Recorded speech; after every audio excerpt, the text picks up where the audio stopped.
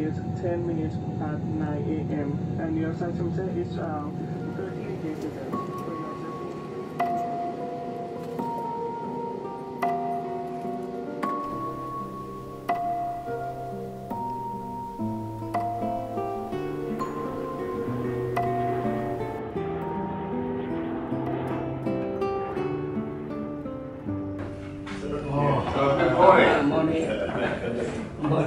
It's nice to see you. Good morning, good morning. How are you? I'm good.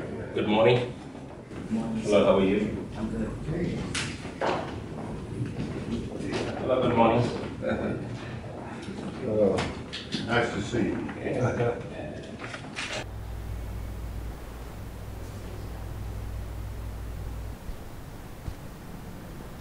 Năm 1965, tháng 3 năm 65, khi những toán lính thủy đánh bộ của Mỹ đổ bộ lên Đà Nẵng, thì chiến tranh bắt đầu ác liệt. Chúng tôi nghĩ không bao giờ có cái ngày chúng ta gặp được như thế này. So in September. And in April of 1968, I never envisioned sitting in a beautiful office in Da Nang many years later talking about partnerships. Và lại không nghĩ rằng sau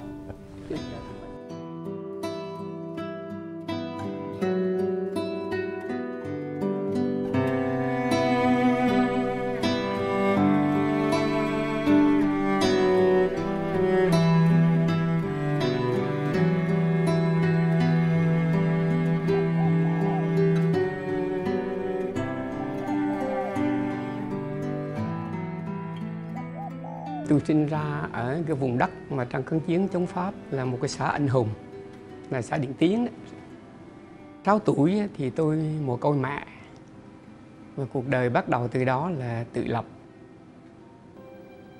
Đi ở giữ em cho họ, rồi giữ trâu, giữ bò suốt cho đến 10 tuổi.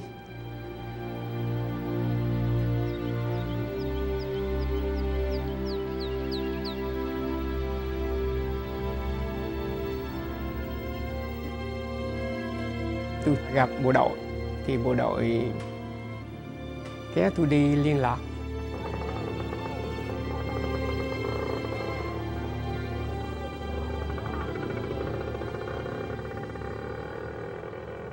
Năm 1957 thì tôi được kết hợp đoàn tại Đức Hòa. Tôi luôn luôn suy nghĩ là phải học thì mình mới tự giải phóng mình được. Và học để làm cách mạng, đó là cái phương châm cuộc đời tôi khi còn nhỏ, tôi ý thức nữa. Dù ở Sài Gòn đi đánh dài, lang thang trên đường phố, sống lay lắc, vừa đi hoạt động cách mạng, vừa kiếm sống, nhưng mà tôi cũng tìm cách học. Và chính nhờ cái đam mê việc học đó, và tôi ý thức rất là sâu, nếu không học thì mình không giải phóng được cuộc đời của mình. I can honestly say I've only had one job in my life, and that job was going into the woods with my dad and cutting the trees and hauling those logs to the mill. After that, I realized what was really important in life was not to have a job, but to have a cause that could become your lifelong commitment, that could become a career. Tôi thi đỗ diploma, rồi sau đó tôi học băng lên đỗ tú tài phần nhất. Đỗ tú tài phần nhất thì sau đó tôi đi dạy ở Cần Thơ. Lúc bây giờ tôi mới 18 tuổi, tôi tham gia hoạt động với Sài Gòn tương đối, tổ chức được mấy tổ trang học sinh và sinh viên. Nhưng mà khi mà tôi đỗ tú tài phần 2 năm 1960 rồi thì tôi ghi danh vô Đại học Sài Gòn. Nhưng mà rồi tôi thi vô kỹ sư điện Phú Thọ, đỗ nhì. Và hồi đó thi vô kỹ sư điện Phú Thọ là cực kỳ khó. Thế thì tôi cứ ý là tôi công tác ở Sài Gòn chứ không đi đâu. Nhưng đùng cái thì ở trên có thư là bảo tôi phải về miền Trung xây dựng phong trào.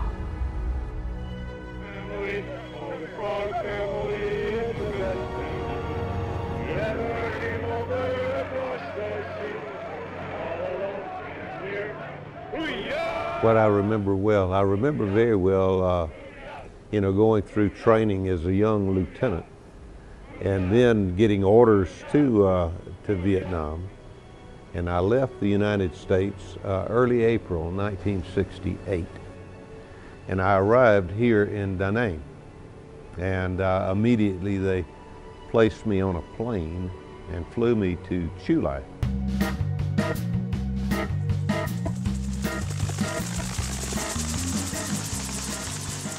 And from there, they flew me by helicopter up to maybe 30 to 40 miles south of Da Nang. The Chu Lai. Yeah, that where July. That's where you. Yeah, they flew me to Yeah. Chu Lai from Da Nang.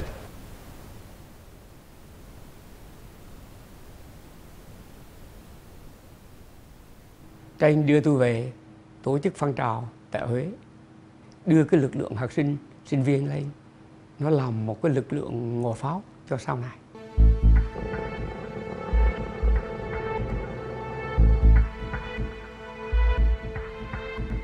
Chúng tôi tổ chức đại hội, lúc địch nó vây róc cùng hết, anh em tổ chức rất nhiều cách để đi về cho được thuận an.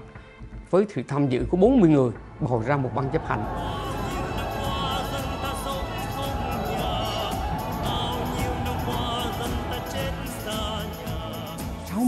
Ba đang ở Huế thì anh Trương Chí Cương ông bảo tôi là bây giờ về Đà Nẵng, về làm bí thư thành đoàn, giúp cho Đà Nẵng xây dựng phong trào tốt lên. Tôi về Đà Nẵng thì thấy hàng rào kẽm gai rào khắp nơi. Ông thầy cũng nhớ như rất là. Còn biển Mỹ Khê thì đến Mỹ tắm biển đầy biển rồi. Đây là bức tranh là thanh đồng bào Đà Nẵng biểu tình chống Mỹ vào miền Nam.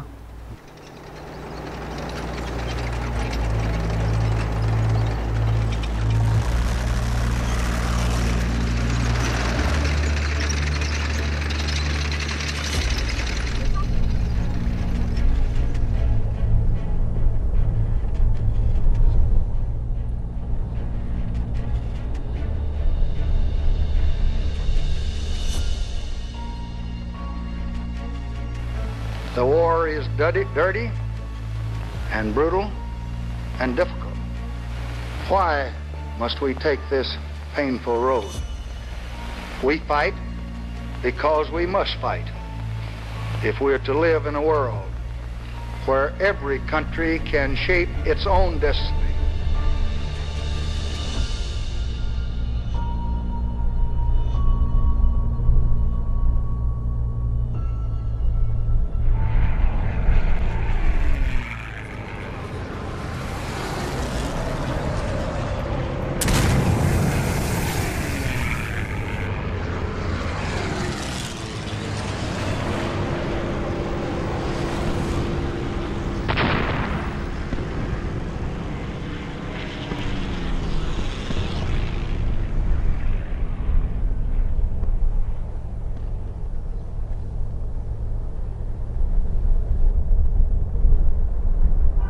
every day, early in the morning, to keep the highway open, we would have a patrol and we would sweep the road for mines.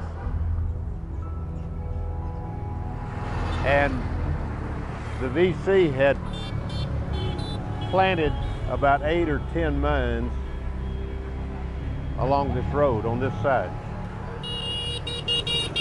And when they started shooting, we jumped to the berm.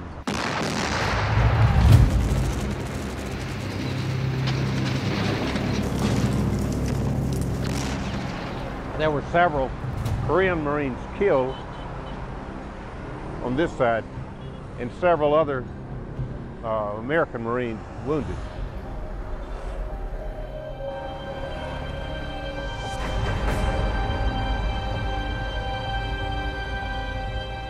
You know, and it was kind of a surreal experience because you couldn't hear, and there was dust, and you couldn't see. Viet Cong had broken contact, and but we had quite a number hurt and killed on that morning. But it happened right here. On May the 4th, 1968.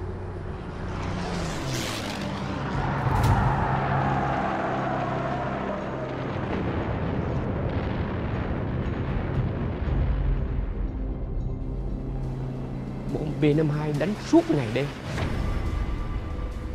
Hầu như núi rừng không có cái đoạn nào còn xanh. Mà tôi suýt chết cái trận B-52 đó.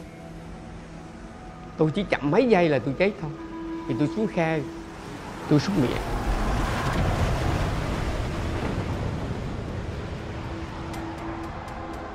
Thì tôi vừa lên gần tới miệng hầm thì B-52 xối xả xuống.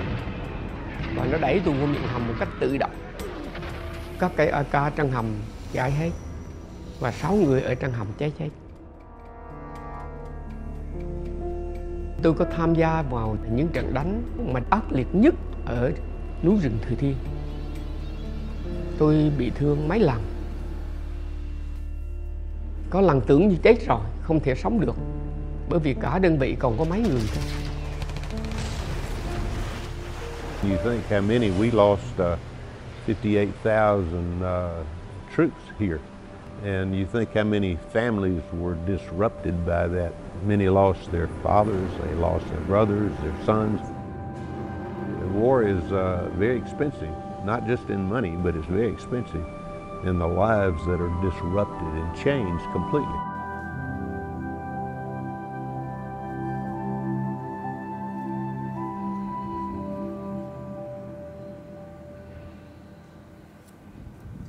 Tôi là người rất nặng nợ, cho đến bây giờ cũng vậy.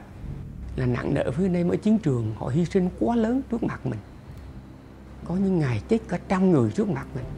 Mình thấy anh em họ chết lúc 17, 18 tuổi. Thanh niên miền Bắc trẻ lắm. Là mình luôn luôn mình thấy có nợ với dân tộc, có nợ với đồng đội mình. Mình phải trả cái nợ đó. Khi giải phóng về rồi, tôi về, tôi đứng từ Điện Bàn mà tôi nhìn lên Đại Lộc. Tôi thấy trơ trọi. Mà mảnh đất này á, tôi nói nếu mà không có văn hóa, dân mà không có học thì khó. Hết khổ vì chiến tranh thì về hòa bình là khổ vì thiếu ăn. Sau giải phóng tôi đi bán bánh mì, anh biết không, tôi đi làm lò mì, tôi ở cái lò mì suốt rồi 1 giờ sáng là đến cái lò mì, ngồi với anh làm bánh mì, nghĩa là biết cách làm bánh mì đến chi. Ngồi như vậy thì sáng ra anh mới cho mình đếm được 100 ổ đi bán.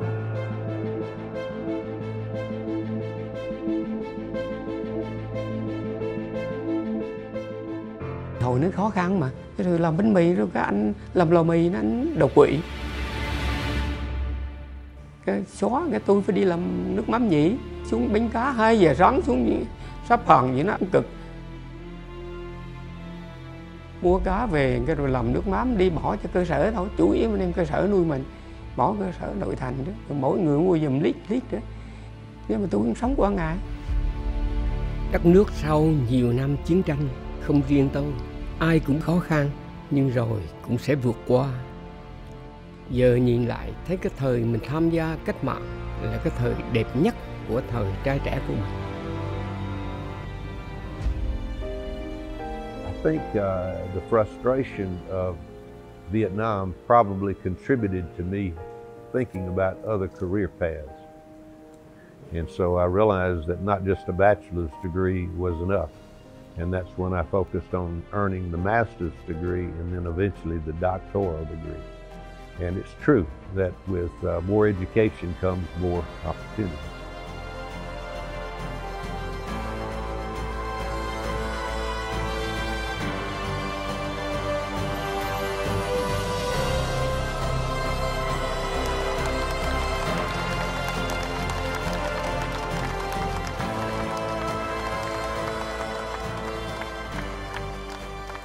Tôi mới nghĩ bây giờ mình phải đi theo con đường Phan Chu Trinh, khai dân trí, phải làm cái trường đại học.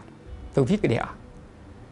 Thì anh Trần Văn Thọ ở Nhật về, tôi gặp anh, tôi nói chuyện, tôi với anh cùng viết một cái đại học. Anh làm cái nhiệm vụ là qua Nhật xin tiền, Còn tôi ở đây tôi xin giấy phép để làm với trường tư thục tại Đà Nẵng. Tôi đi ra bộ, tôi trình đề án để làm trường. Thì lúc bấy giờ tiền mình không có, thì không có xu nào hết. Cái nhà cấp 4 của tôi, chỗ Nguyễn Thị Minh Khai đó, tôi mới đem thế chấp ngân hàng Việt Á. Trị giá là 132 triệu, tôi cứ nhớ mãi đó. Mà học trò tôi Đỗ Quang Thiệu đó, nó làm giám đốc. Nhưng mà hỏi tôi đây, thầy ơi, nếu thầy không xin được giấy phép rồi thầy ở đâu thầy? Bởi vì không được xin được giấy phép thì nhà thì ngân hàng giết rồi. Tôi nói nếu mình không xin được giấy phép mình ở bụi ở bờ đâu kệ mình. Chỉ biến là Thiệu cho mình vay tiền thôi. Cái ý đồ làm trường của tôi vẫn có từ khi còn học ở Đại học Sài Gòn. Tôi ước ao là sau này thống nhất đất nước mà mình còn sống là phải làm giáo dục. Thế nhưng mà rồi cuộc đời nó không như mình muốn.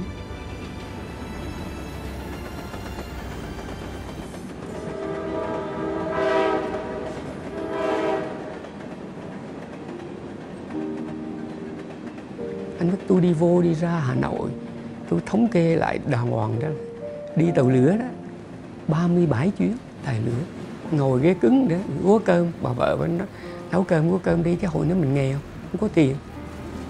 Rồi vô ra, đến nỗi một đồng chí lãnh đạo ở vụ giáo dục đại học nói với tôi, Lê Công Cơ leo tới cái bậc thang 10.000 mới hy vọng có giấy phép. Thế anh viết được dần dần, tới lúc có giấy phép chẳng ai.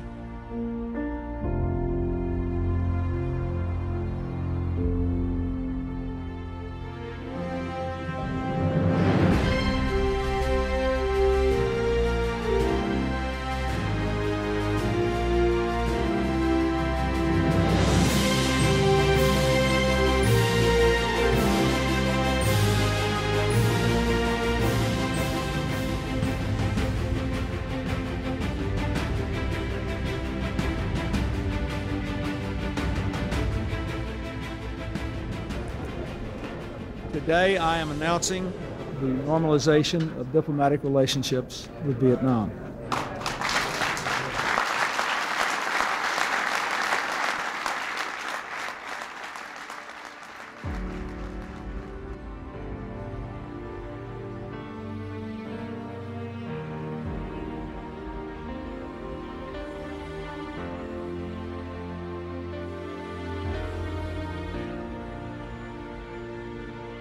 Oh, the bond with the memorabilia, yeah. But what is particularly special to me, two things actually, and I have a flag from Vietnam, from the flag that was carried by the NVA and the North Vietnamese, and a captured flag. And this pith helmet was a reflection of what we didn't see as often as we looked.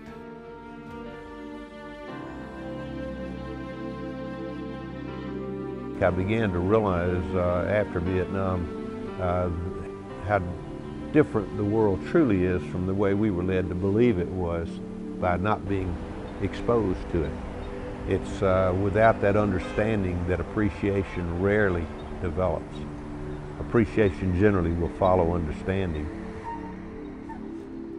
And so when I came back in 2002, I wanted to come back here to Da Nang and to have a drive down into the areas where I had been, and so that was really an enlightening time, because the Vietnam I left was not the Vietnam that I returned to. I didn't see resentment towards the United States.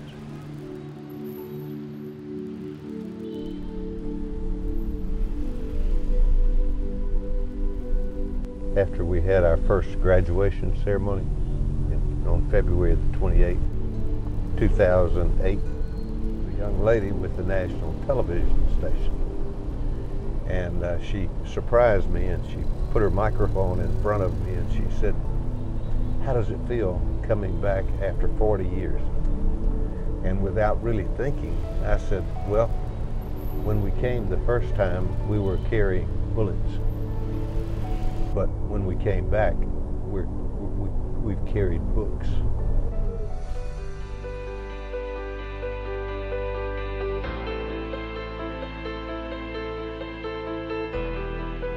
nếu mình xây dựng một đại học mà làm giáo dục á, mà nếu như vì lợi nhuận thì dứt khoát không bao giờ có giáo dục.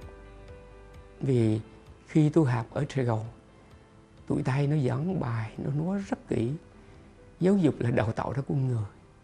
Người thầy truyền lửa cho người trò, và người trò sẽ thắp sáng cuộc đời mình và thắp sáng cho xã hội. Đặc biệt là khi tôi học ở miền Nam á, là Vũ Quần Chương, và ông ta luôn luôn nói con người, cái đức là trên hết.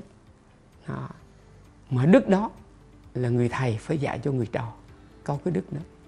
Thành tôi nhớ một cái câu rất là hay của ông là một chữ tình để duy trì xã hội, và một chữ tài để tô điểm túi càn khôn. Phải làm cho được điều đó. I saw him, a big heart, an understanding of the value of education. I saw in him that a love for students and young people, and so it was an inspiring introduction, I think.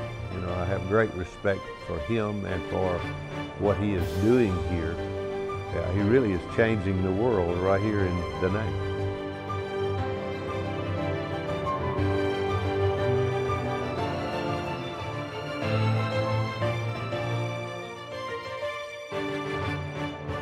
And we want not only to be that part, but look that part. And so I'm proud of that fact.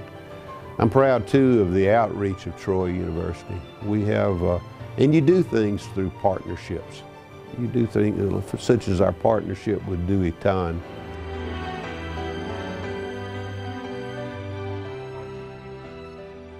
Chúng tôi suy nghĩ là lịch sử loài người thấy là cuộc chiến tranh nào rồi cũng đi qua hết.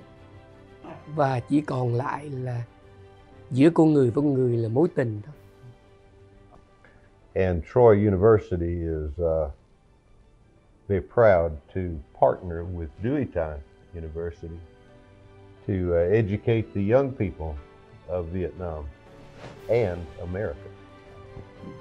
I think the relationship too between the United States and Vietnam really is excellent and actually getting better.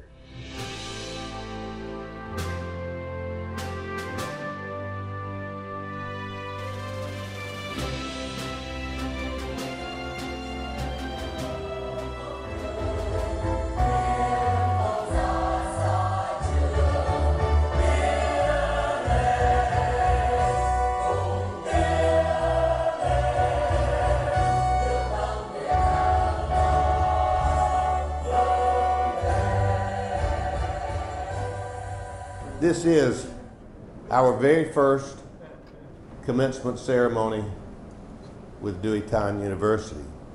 This partnership is very, very special, as is my friendship with the chairman. We are proud of our relationship. Life is not about portfolios or money or things. Life truly is about relationships. Chúng ta khép lại quá khứ, cùng nhau hướng tới tương lai, xây dựng một nền giáo dục hiện đại và tinh hoa. Rốt cuộc, nhân loại còn lại với nhau chỉ một chút tình, đó là cao cả nhất.